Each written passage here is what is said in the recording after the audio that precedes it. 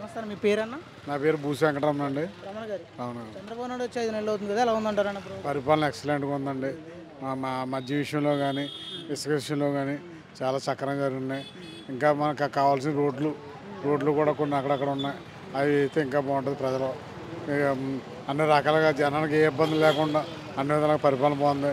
Pension మేము 1వ తారీఖు ఇస్తుంటే అందరూ చాలా ఆనందపడుతున్నారు. చాలామంది మాకు బాగా అందుతున్నాయని అంటున్నారు. ప్రజల్లోకి వెళ్తుంటే అందరూ కూడా బాగా చెప్తున్నారు. అంతా బాగుందని పరిపాలన. 6 పథకాలు ఎన్ని పథకాలు వస్తున్నాయంటారు? గ్యాస్ ఇచ్చారండి, మద్యం తగ్గించారు, ఇసుక కూడా ఇచ్చారు. ఇంకా రావాల్సిన ఇంకా బస్సు అవి ఉన్నాయి. మరి మద్యం రేట్లు తగ్గిస్తానని చెప్పేసి మంచి మద్యం అమ్మట్లేదు, 100 రూపాయలు తాగుతుంటే ఆరోగ్యాలు అన్ని విధాలు సక్రంగా అన్నీ బాగున్నాయండి. 99 దొరుకుతుంది, 110 దొరుకుతుంది, 120 దొరుకుతుంది. మధ్య విషయంలో వాళ్ళు చాలా విధంగా రేట్లు అమ్మేవారు. 7 గంటలకు కట్టే షాపు అక్కడి నుంచి బెల్ షాపులకు అమ్మేసేవారు. వాళ్ళు చాలా దారుణంగా తాగుళ్ళు అందరూ ఇబ్బంది పడేవారు. ఇప్పుడు అన్ని విధాలు బాగుంది, సక్రంగా నడుతుంది. ప్రభుత్వం అన్ని విధాలు చేస్తుంది. ఎక్సలెంట్. ఎక్కడా లేదండి, ఎక్కడా ఏమీ లేదండి. అంతా బాగుంది, బాగుంది.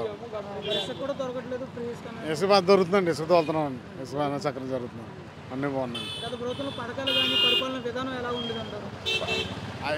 చాలా ఇబ్బందులు పడ్డామండి.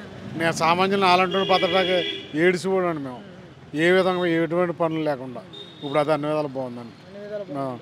మీడియా వారు కూడా అందరూ సహకరించి ఏది నిజాలు ఏదో చెప్పి మీరు అందరికీ తీసుకోండి అని చెప్తున్నాను.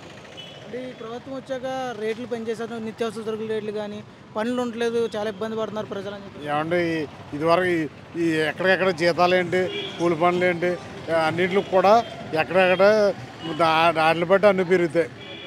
దానికి తప్పేం కాదు. అది వాటి మీద తక్కువే.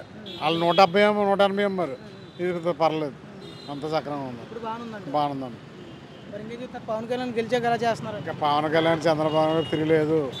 ఇంకా 10 సంవత్సరాలు ఏకగ్రంగా చేస్తారు. వాళ్ళు ఎక్సలెంట్గా వాళ్ళ పరిపాలన బాగుంది. సామాన్యులందరికీ అందుబాటులో ఉంటున్నారు.